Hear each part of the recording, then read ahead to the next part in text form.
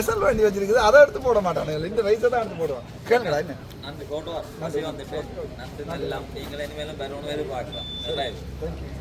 Okay. இன்றைக்கு டிசிசி meeting நடந்தது. எங்களோட ரஜீவன் அண்ணா வந்து அந்த மீட்டிங் வடிவாக நடத்தினார். வேறு இந்த தமிழ் எம்பிமாரும் வரையில் சில விஷயங்கள் ரஜீவன் எம்பியால் செய்யக்கூடிய விஷயங்கள் வரைக்கும் காய்ச்சினாங்க. அதுக்கு மேலே வேறு ஒன்றும் இருக்கையில் இந்த பிரதேசத்தில் வந்து முக்கியமாக இருக்கிற பிரச்சனை வந்து இந்த வனவள திணைக்களம், இந்த தொல்பொருளிய திணைக்களம், மற்றும் இந்த ஆமிக்கார்ட்ட பிரச்சனை கதைக்கப்பட்டது. இந்த ஆமிக்காரரோட சில டிரான்ஸ்லேட் பண்ணி கதைச்சிருக்கேன்னா செய்கிறேன்னு சொல்லியிருக்கணும். சில விஷயத்தில் சொல்லி பார்க்கலாம், இல்லாட்டி பாராளுமன்றத்தில் கதைக்கலாம். சிலது வந்து பாராளுமன்றத்தில் ரஜீவன் எம்பியின் கண்ட்ரோலுக்குள்ள இல்லை, பாராளுமன்றத்துக்கெலாம் கதைக்கலாம். ஸோ அப்படியான விடயங்கள் வந்து கதைக்கப்பட்டு தீர்மானம் எடுக்கப்பட்டிருக்கிறது. சுமூகமாக முடிஞ்சிருக்கு. இங்கே கத்தி குழப்பறதுக்கு ஒரு திறமை இருக்கையில், சூசனம் காத்துறதுக்கு ஒரு திறமை இருக்கையில் நீட்டாக முடிஞ்சிருக்கு. இன்றைய தினம் வந்து தையிட்டி விகாரைக்கு வந்து நயினாதேவி விகாராதிபதி வந்து சென்று பார்வையிட்டு அது உண்மையில் வந்து சட்டவிரோதமாக கட்டப்பட்டது என்று சொல்லி பல தகவல்களை சொல்லியிருக்கிறார். இது தொடர்பாக நீங்கள் என்ன மாதிரி பார்க்குறீங்க? சந்தோஷம். எனக்கு அவர் நயினாதேவி விகாராதிபதி பேர் தெரியல. அவரையும் கூட்டி கொண்டு வந்து நாங்கள் அவரோட சேர்ந்துட்டு அவரையும் கூட்டி இது என்னென்னா ஒரு விஷயத்தை விளங்கிக்கொள்ளுங்க. இப்போ எங்களுக்கு தமிழாக்களுக்குள்ள கணக்கு கட்சிகள் இருக்குது தானே, சைக்கிள், வீடு, ஊசி அப்படி இருக்கிற மாதிரி வீடு இந்த புத்த மத குருமார்களையும் கணக்கே இருக்குது. மல்வத்து இருக்குது, அஸ்கிரியை இருக்குது. அதுக்கு பிறகு இப்போ இவையிட இந்த தையிட்டி வந்து வேறு ஒரு பிரிவு. அதுக்கு பிறகு வந்து இப்போ நயனாதேவி வச்சிருக்கிறார், அவர்கிட்ட வேறு ஒரு பிரிவு. இதுக்குள்ள இவருக்குள்ள குடுமி சண்டை, யார் பெருசு, யார் சின்னன், யார் பெரிய நாயக தேரர், யார் சின்ன தேரர்ன்ட்டு. இப்போ இதுண்டா இவைக்குள்ள ஒரு அடிபாடு. மற்றது இவ அந்த தேரர் வந்து இதை பார்த்து சொல்லிக்க இதை உடைக்கணும். இது எப்படி என்ன சைக்கிளை வீடு உடையன்றதுன்னு வீட்டை எல்லாம் தமிழர்.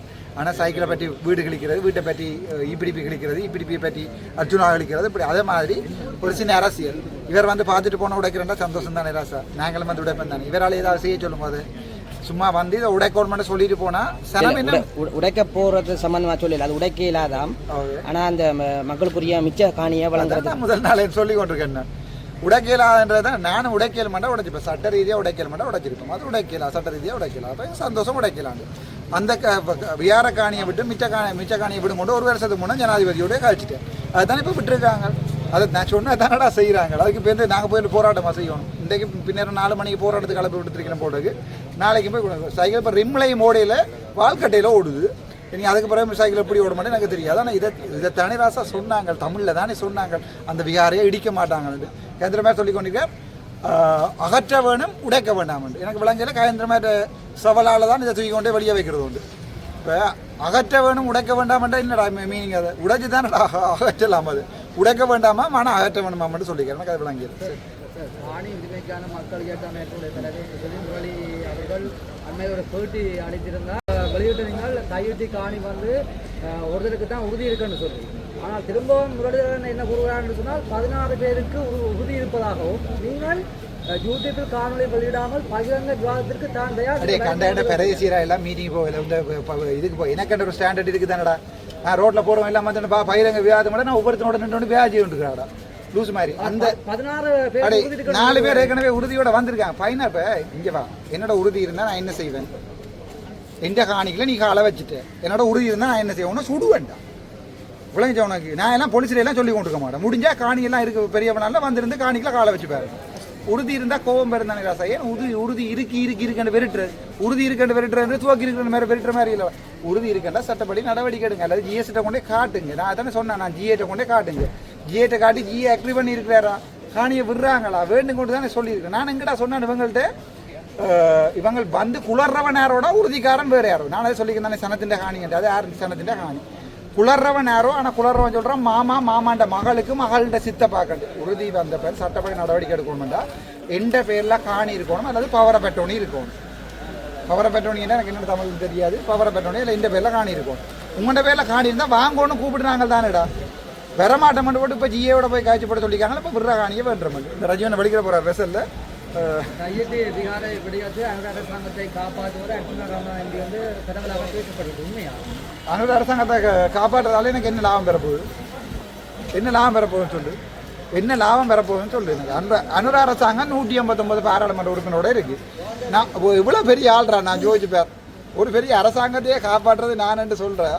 எந்த பெரிய ஆளாக இருக்கணும் நான் ஜோதிச்சு பேர் விளங்கிச்ச உனக்கு. நான் எப்பன்னு சொன்னான் ப்ராக்டிக்கலாக இங்கே வாங்க போகக்கூடியது.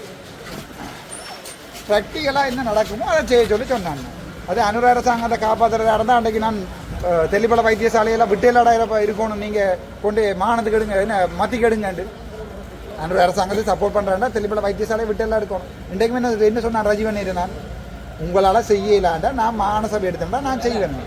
இப்படிலாம் உங்களுக்கு அப்படி எனக்கு தேவையில்லை, இப்போ யாரையும் காப்பாற்ற வேணுமென்று தேவையில்லை. ஆனால் நான் சனத்துக்கு ஏதாவது நல்ல செய்யணும்னு நினைக்கிறேன். அர்ச்சனா எம்பி ஒரு வைத்தியர், படித்து வருவார், ஒரு பண்பானவர். உங்களுடைய வலைத்தளத்தில் கீழ்த்தரமாக சில படிகளை மதம் எழுதான் யோசிக்காத வார்த்தைகளை நீங்கள் திருவிப்பது உங்களுக்கு நல்லதாக தெரியும். தம்பி நான் வைத்தியர்ன்ற இப்போண்டா மருந்து கொடுக்க சரிதானே, நான் இப்போ மருந்து கொடுத்தோண்டாயிரம் ரோடு வழியை. இப்போ காவாலி அரசியலுக்கு நிற்கிறேன் நான். நீ வந்து காவாலித்தனமாக வெட்டுவியாம், கொத்துவியாம், சுடுவியாம், தூசணத்தில் கத்துவியா. ஆனால் நாங்கள் திருப்பி அதே மொழியில் சொன்னால் நீங்கள் வைத்தியர்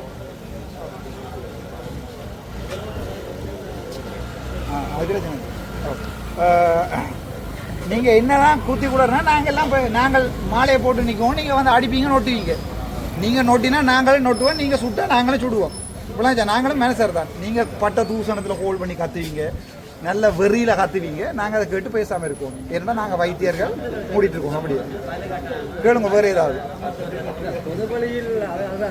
அடே நீங்கள் உங்களோட கட்சிக்காரெல்லாம் காய்ச்சலாம் ரெக்கார்ட் பண்ணி போட்டுருங்கடா கிலோ கணக்கில். நான் அதையெல்லாம் காய்ச்சி நான் அப்படி தூசணம் நான் காய்ச்சி நான் இல்லையே, நான் கேட்டு கொண்டு வந்து அப்படியா போட்டுருக்கேன். அப்புறம் என்ன பொது வழியில் இதில் நீங்கள் ஒருத்தன் கை வைத்து தூசணம் கொட்டாதான், இதில் நிற்கிற ஒருத்தன் கை வைத்துற தூசணம் கொட்டாதான்.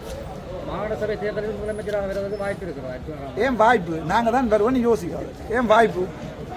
உனக்கு ஏன் இந்த வாய்ப்பு? நாங்கள் தான் வருவேன்னு யோசிக்காது. அது என்ன வாய்ப்பு? வாய்ப்பு கொடுக்கறதுக்கு நான் அரசாங்க மாட்டேன், நான் தான் வருவேன்னு யோசிக்காது. உனக்கு அதிலே டவுட்டா? போய் சனத்திட்ட சொல்லுவாங்க. தற்போது நடைபெற்ற டிசிசி கூட்டத்தில் எல்லோரும் எல்லா சங்கங்களும் தெரிவித்திருந்தார்கள் தங்களுக்கு 2 படகுகள் அன்பளிப்பாக வழங்கப்பட்டிருந்தது. சில சங்கங்கள் அதை குத்தகைக்கு விட்டிருக்கிறது. ஆனால் கடற்கொள்ளால் சமாசம் ஏற்கனவே சமாசத்தை சந்தித்திருக்கிறீர்கள். அவர்களோட விடயத்தை தெரிவிக்கவில்லை. தங்களுக்கும் வழங்கப்பட்ட அன்பளிப்பாக வழங்கப்பட்ட படகை தாங்களும் குத்தகைக்கு கொடுத்து விட்டோம் என்ற விடயத்தை அவர்கள் நுழைத்திருக்கிறார்கள். நான் தற்போது கூறுகிறேன், சமாசத்திற்கு அந்த நேரத்தின் போது ஆக்களை காப்பாற்றுவதற்கு வழங்கப்பட்ட இது படகை அவர்களும் குத்தகை கொடுத்து விட்டார்கள். 2 மாதங்களுக்கு முன்பு கூறினார்கள் சமாசம் 46 லட்சத்துக்கு மேல் லாபத்தில் இயங்குகிறது என்று சொல்லி.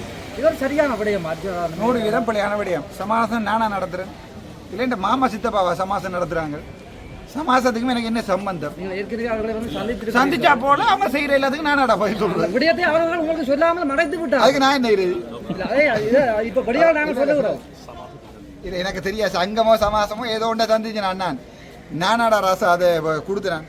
ஏற்கனவே டக்ளஸ் இருக்கையில் அதை கள்ளமாக ஒவ்வொரு கன்றாக்கள் எடுத்து வார காசுகளை 4 போட்டை கொடுத்து போட்டு 8 போட்டன்னு கணக்கு காட்டி அடிக்க போட்டுறது தான் இது ஒன்று. சரியா? 2வது விஷயம், அவங்க வித்திருக்காங்கன்னு சொல்கிறாங்கன்னா நாங்கள் அவங்கள்ட்ட போய் கேட்டு பண்ணிக்கிறதா? இல்லை நான் ஏதாவது அரசாங்க அமைச்சராக வழக்கு போடுறதுக்கு இல்லை தானே. எனக்கு கம்ப்ளைண்ட் ஒன்று வந்து இந்த சங்கம் விற்று போட்டு இதில் தண்ணி அடிச்சாண்டு ஒரு ஆள் தமிழில் கம்ப்ளைண்ட் எழுதிட்டு வந்து அஃபிடேவிட் சைன் பண்ணினா நான் வழக்கு போடுறேன்.